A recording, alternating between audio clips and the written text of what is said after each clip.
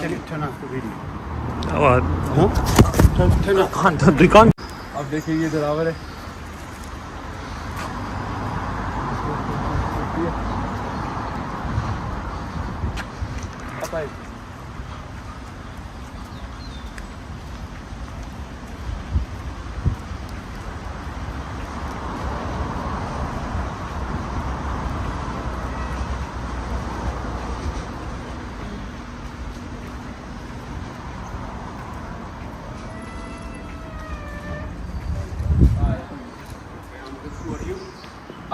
Turn off the video.